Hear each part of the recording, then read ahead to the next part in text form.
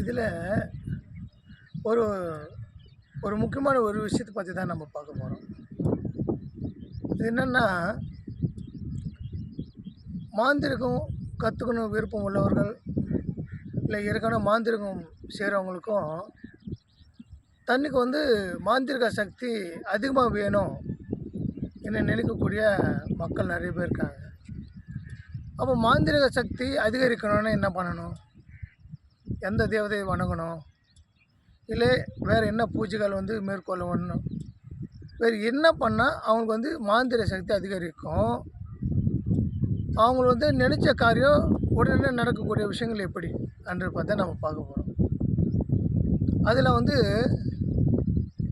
ஒரு ஒரு விஷயம் நம்ம பார்க்கும்போது அதில் ஒரு மாபெரும் சக்தி உள்ள ஒரு மந்திரம் எழுத்து கொண்டு அந்த சக்தியை நம்ம உடலில் இறக்கி நம்ம உடல் தெய்வ சக்தியை மாற்றி அதிவிதமான மாந்திர சக்தியை உருவாக்கணும். அதுதான் அதோட மூல மந்திரமே, அதோட முறைகள், அந்த மந்திர முறைகள். அதில் பார்க்கும்போது காகபூசுண்டர் அவர் சில விஷயங்கள் சொல்லியிருக்கார். இந்த காகபூசுண்டர் என்ன சொல்லியிருக்காருன்னு சொன்னால், மாந்திரிக பிரயோகம் பண்ணும்போது அவங்கள எப்படி தன்னோட பலத்தை, மாந்திரிக பலத்தை அதிகரிக்கணும், என்ன மந்திரம் படிக்கணும் அப்படின்னு சொல்லியிருக்காரு. அதில் பஞ்சாச்சாரத்தில் 25 கட்டத்தில், பஞ்சாட்சாரத்தில் 2 வீடு மாறல் அப்படின்னு சொல்லிட்டு ஒரு மந்திரம். அதாவது அந்த பஞ்சாட்சாரத்தில் 2 வீடு மாறல், அதாவது எப்படின்னா, அதாவது நமச்சிவாயா இருக்கு இல்லையா?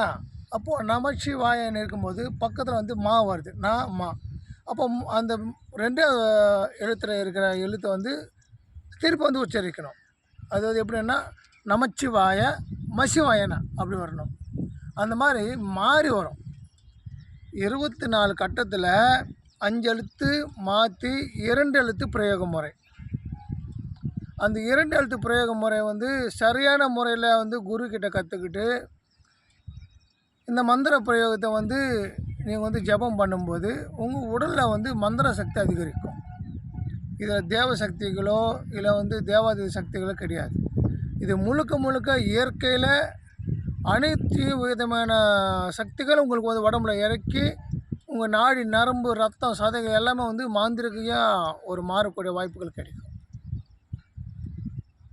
அப்போது அந்த மாந்திரிகனை அவங்க மாறும்போது அவங்களோட சொல்லாடல் எப்படி இருக்கும் அப்படின்னு பார்க்கும்போது, நீங்கள் யாரோ ஒருத்தர் அவர் பற்றி சொல்கிறீங்க, இந்த மாதிரி நபருங்க அவரை பற்றி சொல்லுங்கன்னா உடனே சொல்லுவாங்க அவங்க. இப்போ என்ன கேட்டிங்கன்னா, ஒரு ஃபோன் பண்ணி உங்கள் பேர் சொன்னாலோ இல்லை இந்த பேர் நபர் எப்படி இருக்குன்னு சொன்னாலும் அவங்க என்ன பண்ணுறாங்க, ஏது பண்ணுறாங்க, இப்போ எப்படி இருக்காங்க, என்ன நோயில் இருக்குது, அவங்க நல்லா இருக்காங்களா இல்லையா, எல்லாமே சொல்ல முடியும். அவ்வளோ துல்லியமான சக்தி அந்த பஞ்சாச்சாரத்தில் உனக்கு கிடைக்கும். அப்போது அப்படிப்பட்ட ஒரு பஞ்சாச்சார சக்தியை அதிகமாக பண்ணும்போது உங்களுக்கு என்னன்னா, உடல் வெப்பம் அதிகரிக்கும், தலை கனத்து ஏற்படும், ஜுரம் வரும். சில பேருக்கு தலைவலி, ஊசியால் குத்துறமாக தலைவலி வரும். இந்த மாதிரி நேரத்தில் அந்த தலைவலி வரக்கூடிய நேரத்தில் அது இறக்கப்பாடி பண்ணணும்.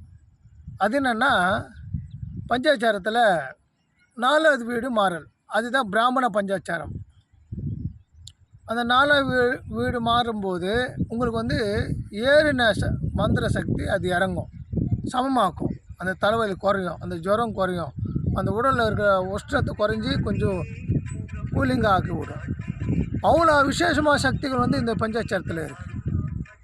அதனால் என்ன கற்றுக்குறீங்களோ கற்றுக்கலையோ இந்த பஞ்சாச்சாரத்தை முறையாக நீங்கள் கற்றுக்கிட்டீங்கனாலே மாந்திரிக சக்தி உங்களுக்குள்ளே அதிகரிக்கும். அதிக விதமான ஞான சக்திகள் உங்களுக்கு கிடைக்கும். அது இல்லாத நீங்கள் தொலைநோக்க பார்வை உங்களுக்கு கிடைக்கும். தூரத்தில் ஒருத்தர் உங்களை நினைக்கும் போதே அவர் யார் நினைக்கிறாங்க உங்களுக்கு தெரியும். உங்களை பற்றி யாராவது ஒருத்தர் தப்பாக பேசினாலோ, உங்களுக்கு ஜெபிச்சாலோ, உங்களுக்கு திட்டினாலோ, உங்களை பாராட்டினாலோ, உங்களுக்கு எது பண்ணாலும் உங்களுக்கு வந்து தெரிய வரும். உடனே தெரியும் உங்களுக்கு. அப்படிப்பட்ட சக்திகள் வந்து இந்த பஞ்சாயத்தில் இருக்குது. இது முறையாக கற்றுக்கிட்டிங்கன்னா நீங்கள் நல்லா இருப்பீங்க. இது முறையாக கற்றுக்கணும் போது நான் வந்து அந்த பயிற்சி கற்றுக் கொடுக்குறேன். நம்ம வந்து பற்றவாக்கத்தில் நம்ம இந்த சென்டர் ஆரம்பிச்சிருக்கிறோம். அதனால் வந்து உங்களுக்கு யாராவது கற்றுக்கணும் விருப்பம் உள்ளவர்கள் நான் ஃபோன் நம்பர் கொடுத்துருக்கேன். ஃபோன் பண்ணி கேட்டு விவரத்தை கேட்டு தெரிஞ்சுக்கோங்க. நீங்கள் எல்லோரும் நல்லா இருக்கணும்னு வேண்டிக்கிறேன். ஓம் நமச்சிவாய.